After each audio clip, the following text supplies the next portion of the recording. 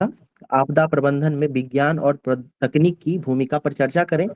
यह आपदा को कम करने में कैसे मदद करता है, साथ ही केंद्र सरकार और बिहार सरकार द्वारा की गई पहलों पर प्रकाश डालें।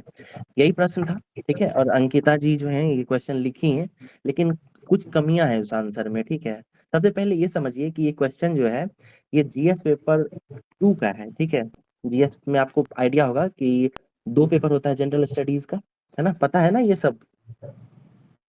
ठीक है, हाँ। बिल्कुल। देखिए जीएस का 2 पेपर होता है, पेपर 1 और पेपर 2। ये क्वेश्चन पेपर 2 सेक्शन का है, इसमें 3 भाग होता है। पहला भाग जो होता है ये होता है पॉलिटी का। ठीक है, दूसरा भाग होता है इकोनॉमी और ज्योग्राफी का। ठीक है, और तीसरा भाग जो होता है ये होता है आपको टेक्नोलॉजी का, साइंस एंड टेक का। ठीक है, तो ये क्वेश्चन इजीली समझ में आता है देख के ही। जैसे ही यहाँ पे लिखा गया है विज्ञान और प्रौद्योगिकी की भूमिका, तो इस सीधा जो है ना ये जीएस पेपर 2 के पोर्शन 3 यानी साइंस एंड टेक सेक्शन का क्वेश्चन है। सिंपल, आपका जो भी आंसर होगा ना उसको इसी अकॉर्डिंग लिखना है आपको। ठीक है, आपके हर एक शब्द से, आपके उत्तर के हर एक शब्द से ये पता चलना चाहिए कि ये साइंस एंड टेक का सेक्शन आप लिख रही हैं। ठीक है, देखिए नई चीज ये भी हुई है इस बार कि जब से ये थोड़ा पैटर्न चेंज हुआ है एग्जाम का, तो पहले क्या होता था ना 68वीं या 67वीं तक कि क्या क्या होता था उसमें कि कुछ क्वेश्चंस की संख्या कम होती थी, तो आप एक क्वेश्चन पे ज्यादा समय दे सकते थे। ठीक है, थोड़ा बात बना के भी लिखते थे तो चल जाता था काम। लेकिन जैसे जैसे पैटर्न चेंज हुआ है मेंस का, जीएस पेपर का, तो उसमें क्या हुआ है ना कि ज्यादा क्वेश्चंस आपको लिखने पड़ते हैं और समय तो उतना ही है, 3 घंटा। तो इसमें अगर आप अगर बात बनाएंगे ना नए पैटर्न पे तो आपका समय कम पड़ जाएगा। ठीक है, आपको सारी चीजें 3 घंटे में लिखनी है। हो सकता है आप कुछ क्वेश्चन बहुत अच्छा लिख देंगे, कुछ बहुत बेकार लिखेंगे। हो सकता है कुछ बहुत अच्छा लिखेंगे, कुछ लिख ही नहीं पाएंगे। ठीक है, हमारे पास एक टॉपर थी इस बार, उनका सिलेक्शन भी हो गया, ब्यूटी कुमारी थी। उन्होंने बहुत अच्छा कॉपी लिखा था, लेकिन उनका एक क्वेश्चन था ना वो मिस हो गया था, वो पूरा खाली छोड़ के आई थी। अब आप सोचिए कि वो क्वेश्चन पूरा 38 नंबर का क्वेश्चन छोड़ने के बाद भी उनका सिलेक्शन हो गया है। अगर वो क्वेश्चन लिख देती तो वो टॉपर होती। ठीक है, इतना अच्छा आंसर था उनका। तो इसी यही बात है कि आपको अपने सारे आंसर को लिखना है, अच्छे से मैनेज करना है अपने समय को। तो इसके लिए क्या होगा कि आपको अकॉर्डिंग टू क्वेश्चन लिखना होगा। हर शब्द को समझिए और अपने आंसर को उसी पैटर्न में ढालिए। ठीक है, अंकिता जी की कॉपी पे आता हूँ, ये कॉपी है उनकी। ठीक है, अब देखिए क्वेश्चन में जो है आपदा प्रबंधन में विज्ञान और प्रौद्योगिकी की भूमिका का चर्चा करना था। ठीक है, पहला सेक्शन तो ये हो गया, दूसरा इसकी भूमिका, दूसरा सेक्शन, और तीसरा क्या था, केंद्र सरकार और बिहार सरकार के द्वारा जो क्या प्रयास किए जा रहे हैं, ये थर्ड सेक्शन था। अब इस अकॉर्डिंग ही इनको लिखना था। मेंस में जो आंसर चेक होता है तो प्रोफेसर्स को जो है ना एक इसी तरीके का मॉडल आंसर दिया जाता है। ठीक है, और उसी अकॉर्डिंग जो है उनको मार्क्स देना होता है। इस तरीके से अगर आपका आंसर लिखा होगा तभी आपको पूरा मार्क्स मिलेगा, अगर आप कुछ छोड़ते हैं तो आपका मार्क्स डिडक्ट होगा, धीरे धीरे घटने लगेगा। ठीक है, देखिए ये 3 भाग में बांटना है आपको, पहले क्वेश्चन को ब्रेक करना है, उसके बाद अब देखिए यहाँ पे अंकिता जी क्या लिखती हैं। ठीक है, आपदा प्रबंधन के बारे में लिखना था इनको, तो ये सबसे पहले क्या कर रही हैं, आपदा के बारे में लिख रही हैं। ठीक है, कि आपदा क्या होता है, जबकि यहाँ आपदा के बारे में लिखना ही नहीं है, इसमें बताना क्या है, आपदा प्रबंधन क्या होता है, डिजास्टर मैनेजमेंट क्या होता है। डिजास्टर के बारे में नहीं पूछा गया है, तो सबसे पहली गलती ये करती हैं ये। ठीक है, और इसके कारण क्या होता है, चूंकि ये आपदा के बारे में लिख रही हैं, इस वजह से इनका 1 से 1.5 पन्ना जो है इसको समझाने में चला जा रहा है। ठीक है, जो कि एकदम निरर्थक है। आप इसको कितना अच्छा भी लिखेंगे, लेकिन आपके मॉडल आंसर से ये मैच नहीं करेगा। इस वजह से आपको 1 नंबर भी नहीं मिलेगा, इसे इवन और डिडक्ट ही होगा बात बनाने के लिए। सबसे पहली गलती यहाँ है। दूसरा ये है, देखिए अंकिता जी क्या, क्योंकि इनका पहला प्रयास है और बहुत सराहनीय प्रयास है। ठीक है, इसको अन्यथा नहीं लीजिएगा। ठीक है, हर बार जो है कुछ क्रिटिसिज्म जो होता है ना कुछ सिखा के जाता है, तो इसको इस वे में लीजिए। यहाँ देखिए ये बहुत ज्यादा, जरूरत से ज्यादा जो है कोटेशंस यूज करती हैं। अब जनरल स्टडीज के आंसर में जो है ना कोटेशंस नहीं यूज करने चाहिए, बहुत कम यूज कर। ठीक है, ये ऐसे वगैरह के लिए रखने दें आप। ठीक है, अब यहाँ देखिए ये साइंस एंड टेक के क्वेश्चन में भी जो है कोटेशन यूज कर रही हैं। चलिए एक कोटेशन फिर भी माफ है, लेकिन ये देखिए क्या होता है, फिर थोड़ी देर के बाद एक और कोटेशन ये लिख रही हैं यहाँ पे। ठीक है, उसके बाद देखिए थोड़ा और लिखती हैं कि एक बार और कोटेशन यहाँ लिख दे रही हैं। तो ये जनरल स्टडीज का पोर्शन है ना, जीएस है, सामान्य ज्ञान, सामान्य का। ठीक है, निबंध में जो है आप कोटेशंस यूज कर सकते हैं, जितना ज्यादा आपको यूज करना है कीजिए, लेकिन जनरल स्टडीज में एक कोटेशन बहुत हो गया। ठीक है, अगर भूमिका में लिख पाते हैं तो ठीक है, या फिर निष्कर्ष में निष्कर्ष करते हुए लिख सकते हैं। ठीक है ना, तो भूमि मतलब कोटेशंस जो है उसको कम से कम प्रयोग करें। ये क्या होता है ना, समय आपका खाएगा। ठीक है, अब क्या होगा, आप कोटेशन लिखेंगे और फिर कोटेशन में जो लेखक है वो क्या कहना चाह रहा है आप इसको समझाएंगे, और इस वजह से आपका समय बर्बाद होगा। तो कम यूज करें। ठीक है, और एकदम जरूरत हो तभी यूज करें। तो दूसरी गलती ये है। अब देखिए यहाँ से जो है 2 पन्ना लिखने के बाद, 1 पेज और 2 पेज लिखने के बाद, फिर यहाँ से ये आपदा प्रबंधन लिखना शुरू करती है, और फिर ये आपदा प्रबंधन क्या होता है उसको समझा रही है यहाँ पे। ये बेहतर लिखी है। ठीक है, आपदा प्रबंधन का डिफिनीशन दे रही है ये। ठीक है, उसके बाद देखिए, इसके बाद फिर ये कुछ और समझाते हुए लिख रही हैं कि आपदा जो है हाल फिलहाल में बहुत बढ़ गया है। ठीक है, कुछ आंकड़ा भी दे रही हैं। तो आंकड़ा तो ठीक है, लेकिन इसको भी लिखने की जरूरत नहीं है, क्योंकि ये प्रश्न साइंस एंड टेक का है। आपको आपदा प्रबंधन क्या होता है उसकी परिभाषा देने के बाद सीधे विज्ञान एवं प्रौद्योगिकी की भूमिका पे आ जाना है आपको। ठीक है, और फिर आपको साइंस एंड टेक्नोलॉजी की क्या भूमिका है ये लिखना है। ये इस क्वेश्चन का मेन पोर्शन है।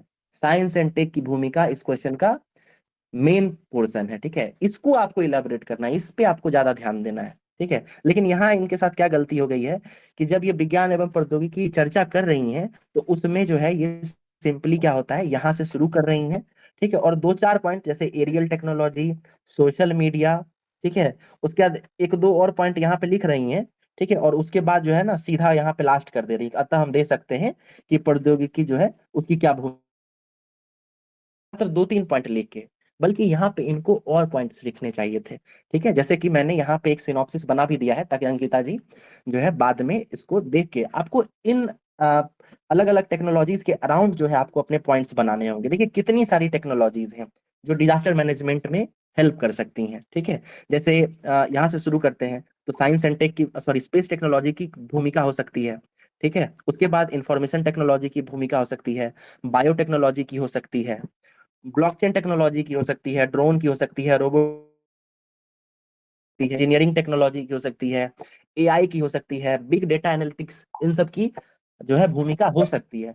अब आपको इन पे दिमाग लगाना है कि बायोटेक्नोलॉजी का जो है ये आपदा प्रबंधन में क्या भूमिका हो सकता है। अब 1-2 पॉइंट वहां लिखे हैं। फिर इंफॉर्मेशन टेक्नोलॉजी का हम कैसे सहायता ले सकते हैं आपदा प्रबंधन में, स्पेस टेक्नोलॉजी का कैसे हेल्प ले सकते हैं, बिग डेटा कैसे यूजफुल हो सकता है, एआई कैसे हो सकता है। ठीक है, वर्चुअल रियलिटी कैसे हेल्प कर सकता है, इंजीनियरिंग टेक्नोलॉजी कैसे हेल्प कर सकता है। तो आजकल के जमाने में अगर आप न्यूज़पेपर पढ़ेंगे, न्यूज़पेपर या अगर आप एडिटोरियल्स पढ़ रहे होंगे रेगुलर, तो आप देखेंगे कि इन्हीं सारे टेक्नोलॉजीज के अराउंड जो है हमारा एडिटोरियल्स घूमता रहता है। ठीक है, साइंस एंड टेक में जो भी एडिटोरियल्स आते हैं वो इन्हीं सारे टेक्नोलॉजीज के आसपास घूमते रहते हैं, इन्हीं सब टेक्नोलॉजी के आसपास जो है। जैसे अगर आप नोबेल प्राइज की बात करें फिजिक्स में या केमिस्ट्री में या अलग क्षेत्रों में जो नोबेल प्राइज भी मिलता है, तो आप गौर करेंगे कि इन्हीं सारे टेक्नोलॉजीज के क्षेत्र में जो कुछ नई खोज हो रही है उस पे ही जो है आपको नोबेल प्राइज दिया जाता है ना। जैसे देखिए इस बार आपको बताइए फिजिक्स में किस चीज के लिए मिला है नोबेल प्राइज, कोई बता सकते हैं?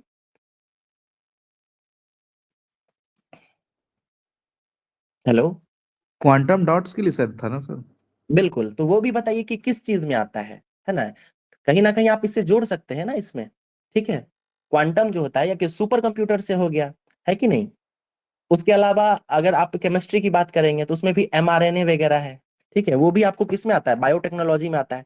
तो आप गौर करेंगे कि हाल फिलहाल में जो खोज भी हो रहा है ना, वो भी इन्हीं सारे जो मैंने यहाँ पे लिख के दिया है, इन्हीं सारी टेक्नोलॉजीज के क्षेत्र में खोज हो रहा है। तो आपका आंसर जो है ना इन्हीं सब के आसपास घूमता होना चाहिए। ठीक है, दूसरा चीज ये, अब तीसरा पोर्शन आता है कि केंद्र सरकार एवं राज्य सरकार की क्या भूमिका भूमिका हो सकती है। ठीक है, प्रयास कर रही हैं, लेकिन कम ही पॉइंट लिख पा रही हैं। जैसे देखिए एक पॉइंट ये लिख रही हैं कि कई पहलें की गई हैं। पहला पहल क्या लिख रही हैं, राष्ट्रीय आपदा प्रबंधन। ठीक है, राष्ट्रीय आपदा प्रबंधन प्राधिकरण। ठीक है, तो पहला पॉइंट ये हो गया। दूसरा देखिए, और राष्ट्रीय प्रयास और क्या क्या हुए हैं तो उसको और लिखना चाहिए था, तो उन्होंने 1-2 ही पॉइंट लिखा है।